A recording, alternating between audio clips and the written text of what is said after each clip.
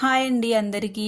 ఈరోజు వీడియోలో మ్యాథమెటిక్స్లో composite numbers అంటే ఏంటో చూద్దాం. కాంపోజిట్ నంబర్స్ని తెలుగులో సంయుక్త సంఖ్యలు అంటారు. కాంపోజిట్ నంబర్ డెఫినేషన్ చూడండి. A composite number is a natural number which has more than 2 factors. ఓకేనా, ఇక్కడ న్యాచురల్ నంబర్ అంటే ఏంటంటే the set of positive counting numbers we naturally use for counting objects. ఓకేనా, కాంపోజిట్ నంబర్ అనేది ఒక natural number which has more than 2 factor.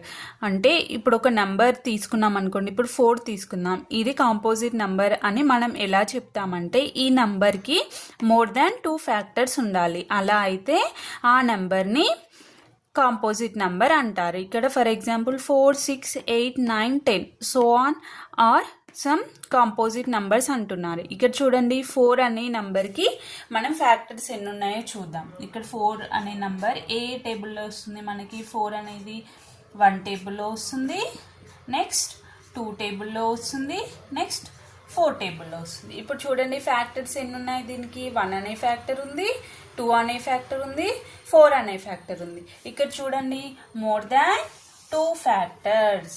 ఇప్పుడు 2 factors కంటే ఎక్కువగా ఉన్నాయి 4 నెంబర్కి, కాబట్టి 4 అనేది కాంపోజిట్ నంబర్. ఇప్పుడు నెక్స్ట్ చూడండి 6 అనేది. 6 చూద్దాం. 6కి మనం ఏ టేబుల్లో వస్తుంది? 6 1 టేబుల్లో వస్తుంది, 2 టేబుల్లో వస్తుంది, 3 టేబుల్లో వస్తుంది, నెక్స్ట్ 6 టేబుల్లో వస్తుంది. ఓకేనా, ఇప్పుడు చూడండి ఫ్యాక్టర్ 6కి 1 అనే ఫ్యాక్టర్ ఉంది, 2 అనే ఫ్యాక్టర్ ఉంది, 3 అనే ఫ్యాక్టర్ ఉంది, 6 అనే ఫ్యాక్టర్ ఉంది. ఇప్పుడు దీనికి మోర్ దాన్ 2 ఫ్యాక్టర్స్ ఉన్నాయి కాబట్టి 6 అనేది కూడా కాంపోజిట్ నంబర్. ఓకేనా, ఇప్పుడు 8 చూడండి. 8 అనేది మనకి ఏ టేబుల్లో వస్తుంది? 1 టేబుల్లో వస్తుంది, 2 టేబుల్లో వస్తుంది, 4 టేబుల్లో వస్తుంది అండ్ 8 టేబుల్లో వస్తుంది. 8కి కూడా 2 ఫ్యాక్టర్స్ కన్నా ఎక్కువ ఫ్యాక్టర్స్ ఉన్నాయి కాబట్టి 8 అనేది కూడా కాంపోజిట్ నంబర్స్.